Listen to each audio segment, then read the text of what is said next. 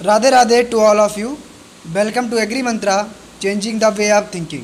मेरा नाम है आकाश वाजपेयी और आज आपके लिए जो है हम सॉइल साइंस की एक सीरीज़ लेके आए हैं। ये एक क्वेश्चन की सीरीज़ है।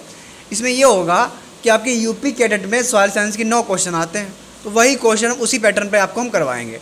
ठीक है, तो आप लोग उसको ध्यान से देखना और इसमें आसपास की हम जानकारी को कवर करने की कोशिश करेंगे ताकि आपके 9 क्वेश्चन में लगभग 70, 80, 90 क्वेश्चन आपके हो जाएं। ठीक है, तो इसको एक काम करो, ज़्यादा से ज़्यादा शेयर कर दो। ठीक, हम भी इसको शेयर कर देते हैं।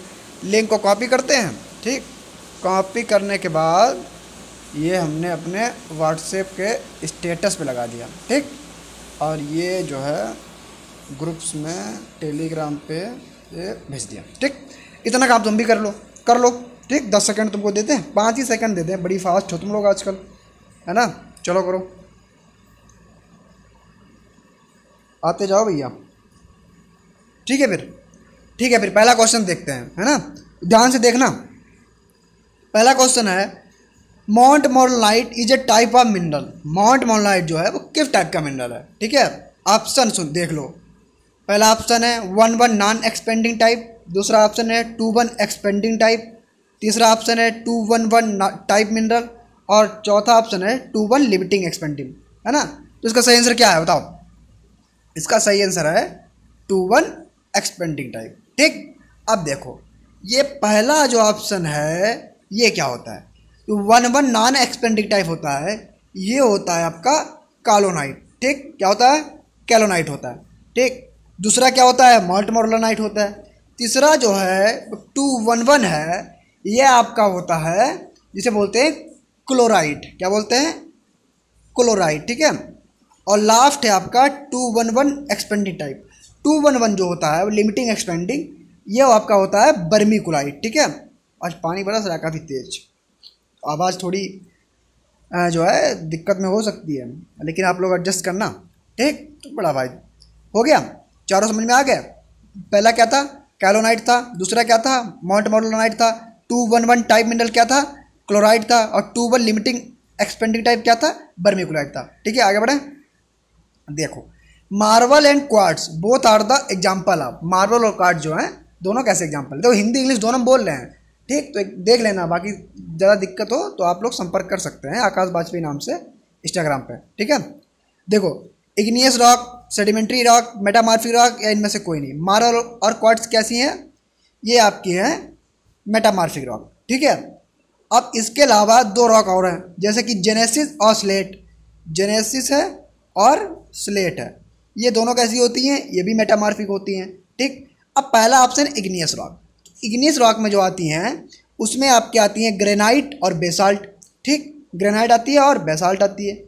सेडिमेंट्री रॉक में आते हैं आपके लाइमस्टोन आती है, सैंडस्टोन आती है और डोलोमाइट आती है। ठीक, लाइमस्टोन, सैंडस्टोन और डोलोमाइट ये कैसी हैं, सेडिमेंट्री हैं। और मेटामॉर्फिक कौन कौन सी हैं, मेटामॉर्फिक जो है मार्बल है, क्वार्ट्ज है, जेनेसिस है और स्लेट है। ठीक है, इतने आपकी रॉक क्लियर हो गई। आगे देखो, which of the following is passive factor of soil formation. Soil formation का पैसिव फैक्टर कौन सा है। ऑप्शन है क्लाइमेट है, टाइम है, टोपोग्राफी है और ऑर्गेनिज्म है। बताओ। हाँ, इसका सही आंसर क्या है, टोपोग्राफी है। इसके अलावा इसका पैसिव फैक्टर टोपोग्राफी होता है और एक पेरेंट मटेरियल होता है। ठीक है, पेरेंट मटेरियल। ठीक, अब बात है क्लाइमेट। तो क्लाइमेट और ऑर्गेनिज्म ये दोनों कैसे होते हैं, ये दोनों होते हैं आपके वो आपके एक्टिव फैक्टर। ठीक, 3 तरीके के होते हैं, एक्टिव, पैसिव और न्यूट्रल। तो क्लाइमेट और ऑर्गेनिज्म कैसे हो गए, ये एक्टिव फैक्टर हो गए। टोपोग्राफी और पेरेंट मटेरियल कैसा हो गया, ये पैसिव फैक्टर हो गए। और टाइम जो है, टाइम ये कैसा हो गया, ये न्यूट्रल फैक्टर हो गया। ठीक है, कैसा हो गया, न्यूट्रल, टाइम एंड एज। ठीक है, आगे बढ़ो। Maximum leaching occurred in which horizon. इनमें से कौन से हॉराइजन में लीचिंग सबसे ज़्यादा होती है। ऑप्शन है ए, बी, सी, ओ। ठीक है, बताओ। तो इसका सही आंसर क्या हो जाएगा, ए होराइजन। ठीक है, अब देखो ए जो होता है इसको हम लोग 3 भाग में मेनली बांट देते हैं जनरली, A1, ठीक, A2 और AB। ठीक है, A1, A2, AB। तो जो A1 होता है ठीक। इसको इसमें क्या होता है, इसमें ऑर्गेनिक मैटर ज़्यादा होता है, ठीक। दूसरी बात है, पहले हम खाली ए की बात करें। ए में क्या होता है, सबसे ऊपर का मिनरल होराइजन है, ठीक। सबसे ज़्यादा वाशिंग आउट, इसे जोन ऑफ वाशिंग आउट भी बोलते हैं, ठीक, ये भी याद रखना। दूसरा है ए टू। ए टू को हम लोग ई होराइजन बोलते हैं, ठीक है। ए टू को क्या बोलते हैं हम लोग, ई होराइजन भी बोलते हैं, ठीक। इसमें क्या होता है, मैक्सिमम इलिविएशन होता है, ठीक है। क्या होता है, ई है, ई एल, ठीक है, मैक्सिमम इलिविएशन होता है। फिर है आपका ए बी। ए बी जो है इसको हम लोग A3 होराइजन भी बोलते हैं, ठीक है। ए बी को A3 भी बोलते हैं, ठीक। इसमें क्या होता है, ये ए और ई का ट्रांजिशन होराइजन है, ठीक है, उनके बीच का वाला ट्रांजिशन, ठीक। ये हो गया आपके होराइजन। आगे देखें, size of clay mineral. Clay mineral का साइज कितना होता है, ठीक। अच्छा, हमने तुम्हें पीछे का कुछ और बी के बारे में बताया ना, लाओ यार ये भी बता दे, वरना बाद में फिर टाइम नहीं मिलेगा। बी होराइजन, सी और ओ के बारे में थोड़ा हल्का हल्का बता दें और फिर आगे बढ़े। देखो, जो बी होता है इसमें क्या होता है, मैक्सिमम इल्यूविएशन होता है। ये पूछा गया, अभी छूट जाता, इल्यूविएशन वो ई से था, ये मैक्सिमम इल्यूविएशन होता है, ठीक। इसे जोन ऑफ वाशिंग इन बोलते हैं। ए को क्या बोलते हैं, वाशिंग आउट। बी को क्या बोलते हैं, वाशिंग इन बोलते हैं, ठीक है। अच्छा, अब देखो फिर होता है सी वाला। तो सी वाला जो है, इसमें एक चीज़ पूछी जाती है कि सबसे जो लीस्ट वेदरिंग होती है, सबसे जो लीस्ट वेदरिंग होती है वो किस में होती है। तो सबसे कम जो या लीस्ट वेदरिंग जो होती है वो सी होराइजन में होती है, ठीक है। इसे जोन ऑफ लीस्ट वेदरिंग भी बोलते हैं, याद रखना। इसके अलावा कार्बोनेट हैं, कैल्शियम है, मैग्नीशियम है। कैल्शियम और मैग्नीशियम के कार्बोनेट का इसमें जमाव हो जाता है, एक्यूमुलेशन हो जाता है, ठीक। फिर आपका है ओ होराइजन। ओ होराइजन जो है मुख्यतः जो फॉरेस्ट वाली क्रॉप होती है, फॉरेस्ट वाले एरिया होता है, वहाँ पाया जाता है। अब आपका सही से क्लियर हुआ, ठीक है। आगे बढ़ो। Size of clay mineral. Clay mineral का साइज कितना होता है, ठीक। तो इसका सही आंसर है ई, 0.002 से कम, ठीक, 0.0002 से कम। अब देखो, अब इसमें पहला है 2.0 मिलीमीटर, ठीक। ये क्या होता है, ये होता है आपका ग्रेवल, ठीक। यह क्या होता है, ग्रेवल होता है। दूसरा है 2.0 से 0.02, ये होता है आपका कॉर्स सैंड, ठीक। क्या होता है, कॉर्स सैंड। तीसरा जो है आपका ये होता है फाइन सैंड, 0.2 से 0.02 क्या होता है, फाइन सैंड। और लास्ट है आप वहाँ डी जो है आपका 0.02 से 0.002, ये आपका होता है सिल्ट, ठीक है। और लास्ट है आपका 0.0002 से कम, ये क्या हो गया, ये हो गया आपका क्ले, ठीक। इतना आपको पता होना चाहिए। इसको शेयर कर दो, तुम कर नहीं रहे हो, गलत बात है, शेयर करते रहो। Which of the following is mineral highly resistant to weathering. Weathering के प्रति कौन सा मिनरल सबसे ज़्यादा रेसिस्टेंट होता है, ठीक। जो लोग इंग्लिश वाले हों देखते भी रहें, इसको एक बार बोलते भी हैं, बाकी देखते रहें। तो कौन सा होता है भैया, तो इसमें जो है वो सबसे कम होता है, वो है आपका ए, ठीक। सबसे ज़्यादा होता है वो है ए, मस्कोबाइट, ठीक। क्या होता है, मस्कोबाइट होता है। अच्छा, तुम्हें हम पहले ये क्वेश्चन करा दें, 4-5 तुमको हम अपने मन से बताते हैं, क्योंकि इतना हम पीपीटी पे डालना मुश्किल हो जाता। अब कुछ याद आ रहा है, जो याद आता जा रहा है वो करा देते हैं, ठीक, ताकि ज़्यादा से ज़्यादा क्वेश्चन आप तक पहुंच जाए। देखो, कुछ चीज़ें आपको हम अलग से बता देते हैं। जैसे कल्टीवेशन के लिए सबसे अच्छा स्ट्रक्चर कौन सा है, ठीक, क्रम्बी स्ट्रक्चर काफ़ी अच्छा होता है, ठीक। बाकी जो है डेंसिटी किससे नापते हैं, तो पिक्रोमीटर से नापते हैं, सॉइल डेंसिटी पिक्रोमीटर से नापते हैं, ठीक। पार्टिकल डेंसिटी और बल्क डेंसिटी दो तरीके की होती है।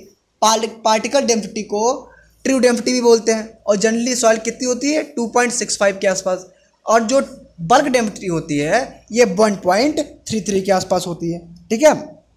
अच्छा, पोरोसिटी को कैसे करोगे, तो पोरोसिटी जो है वो थर्मल कंडक्टिविटी की बिल्कुल एंटी प्रोपोर्शनल होती है, यानी जितनी पोरोसिटी बढ़ेगी उतनी थर्मल कंडक्टिविटी घटेगी। या इसको ये भी बोल लो कि ये एंटी प्रोपोर्शनल भी होती है बल्क डेंसिटी के भी, यानी पोरोसिटी बढ़ेगी बल्क डेंसिटी भी घटती चली जाएगी, ठीक है। अच्छा, फिर एक टर्म होना हो गया ODR, ऑक्सीजन डिफ्यूजन रेशियो, ठीक। उसमें क्या होता है, उसका जो जनरल रेशियो होता है वो 22.9 से, ठीक, 10⁻⁻8, ठीक, 22.9 इंटू 10⁻⁸ से 39.5 इंटू 10⁻⁸ ग्राम पर सेंटीमीटर स्क्वायर पर मिनट, ठीक। इतना डिजिट हल्की सी याद रखना। अच्छा, एक क्वेश्चन सॉइल कलर से आ जाता है कभी कभी। तो सॉइल कलर जो है वो हम लोग नापते हैं मुल्सन कलर चार्ट से, MCC, ठीक है। ये इसके 3 पैरामीटर होते हैं। एक आपका हो गया वो HUE हु, और क्रोमा, और एक और होता है वैल्यू, ठीक है। तो ह्यू जो है वो क्या होता है, उसमें जो है हम लोग डोमिनेंट सेप्टिकल कलर नापते हैं, ठीक। क्रोमा से प्योरिटी वगैरह, ठीक। और वैल्यू जो है, वैल्यू में क्या होता है उसकी लाइटनिंग, कलर कितना लाइट है, ठीक, लाइटनिंग ड्यूरेशन जो है वो नाप लेते हैं, ठीक है। अब यहीं पर हम एक बात और तुमको बता देते हैं, वो है स्पेसिफिक हीट से।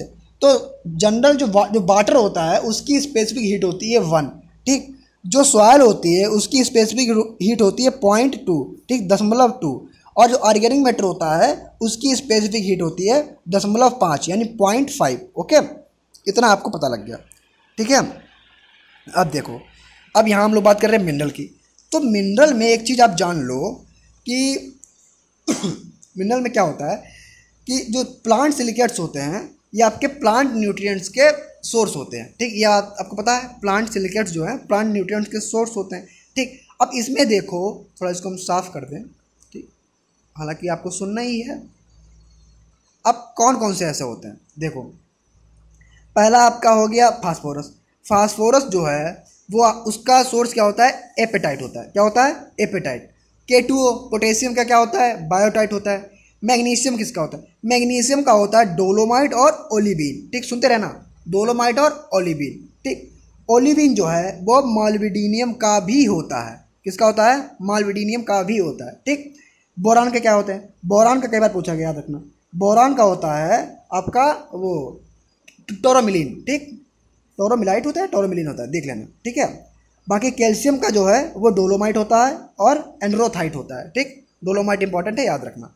ये भी हमने अलग से जितना याद आ गया बता दिया, ठीक है। आगे देखो, CN ratio of micro organism जो होते हैं उनका CN रेशियो कितना होता है, ठीक है।